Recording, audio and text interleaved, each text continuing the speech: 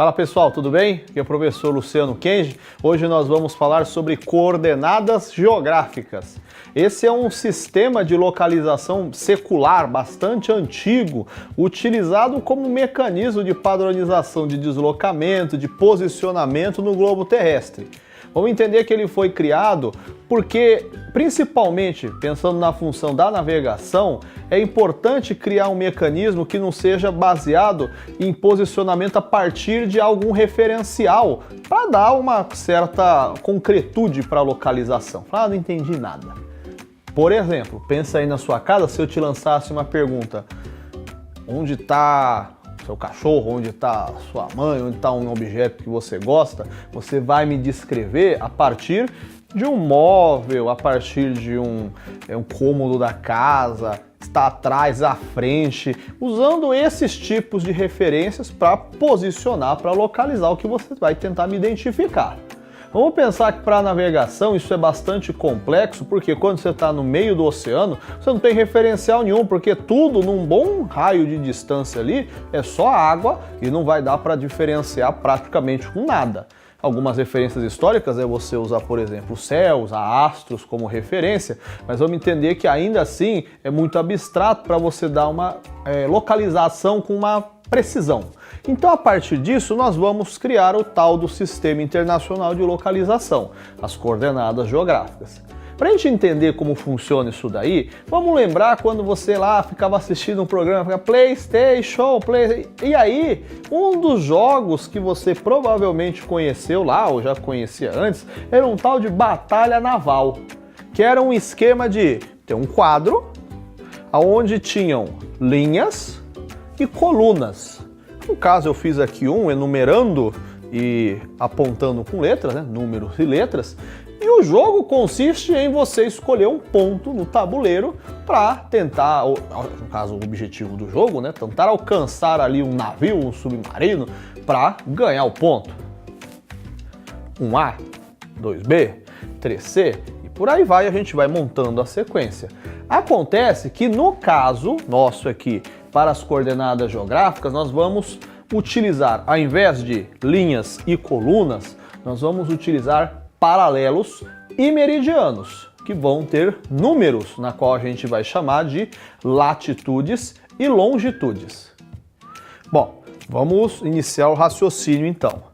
A Terra, ela foi dividida, ela foi compartimentada em linhas que vão dividi-la de forma igual, primeiro em sentido horizontal. Essas linhas em sentido horizontal, elas são chamadas de paralelos. Elas, no caso paralelos, essas linhas elas têm como base de início de contagem, teoricamente o meio do globo, exatamente a posição central, que ganhou-se o nome de linha do Equador. Equador vem da ideia ali da sua origem da palavra latina, a ideia de lado igual. Só um destaque, não é que a linha do Equador por causa do país. É o contrário, o país chama Equador por causa da linha. O nome linha do Equador é anterior à criação do nome do país. A linha do Equador vai ser a referência dos paralelos. Referência porque o número da linha do Equador, do paralelo, vai ser 0. Esses números, basicamente, são o essencial e importante para a gente sacar o que é coordenada geográfica. 0, porque se o Equador tem este número, aqui em cima tem uma linha 1, que depois tem uma 2, e vem uma 3, e uma 4, uma 5, uma 10, 30, 40, até chegarmos na linha 90. Do mesmo jeito, indo para sul, vai ter aqui uma linha 1, 2, 3, 4, 5, 10, 20, 30, também chegando na última linha de número 90. Essa sequência de linhas, a gente vai dar o nome de latitudes. Latitudes são os números referenciais de posição da Terra em relação à linha do Equador. Como assim? Aqui a latitude número 20. Só um detalhe, a gente tem um 20 aqui, como tem um 20 na parte abaixo, acima e abaixo da linha do Equador. A gente vai diferenciar esses pontos com a nomeação de norte e sul. Este 20 é o norte, este aqui é o 20 sul. Essa seria a diferença. Então, Esses números, de novo, que a gente vai chamar de latitudes, são o passo inicial para a gente entender a coordenada geográfica, um dos pontos dos cruzamentos que a gente vai ver. Outros paralelos que são importantes, fora o Equador, são os círculos polares, o Ártico e o Antártico, e os trópicos, de Câncer e de Capricórnio.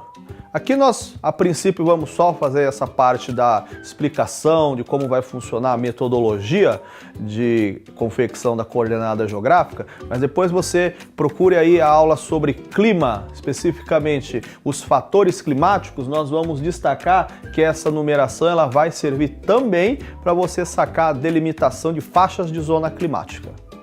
Seguindo o sentido vertical, nós temos as linhas que chamamos de meridianos. Assim como os paralelos, a ideia é exatamente a mesma, você criar um esquema de linhas que vão dividir a Terra em espaços homogêneos, né? Quer dizer, os espaçamentos entre uma linha e outra são exatamente iguais, sendo que tem uma linha base de número centralizado e a distância contabilizada a partir dela.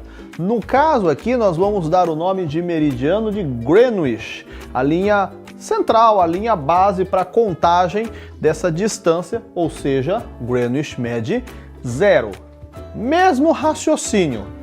Isso aqui é 0, aqui ao lado tem uma linha 1, que depois vem uma linha 2, depois vem uma linha 3, depois linha 4, depois linha 5, 10, 20, até chegar numa linha 180.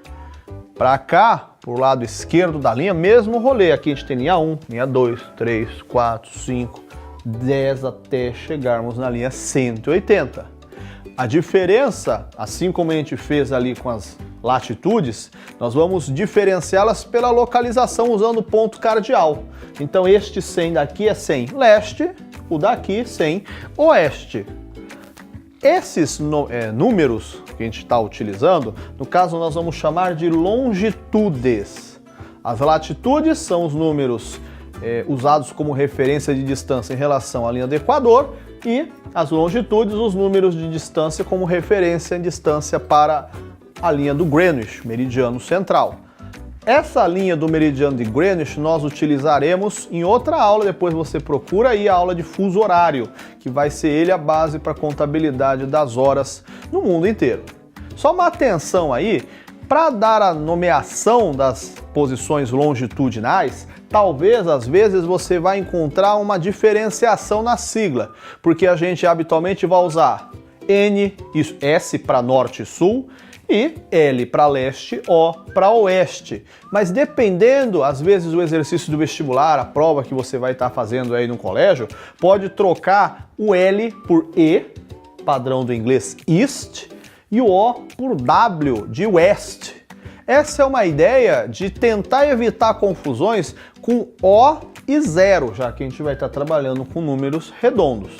A coordenada geográfica é a combinação da posição, então, de um paralelo com um meridiano, ou um número de latitude com uma longitude. Vamos dar uma conferida como funciona isso aí. Dá uma olhadinha no mapa aí, pessoal. Repare, então, que na parte esquerda dele tem a sequência de números que vão estar representando as posições latitudinais, ou seja, em referência a linha, no caso central, Equador.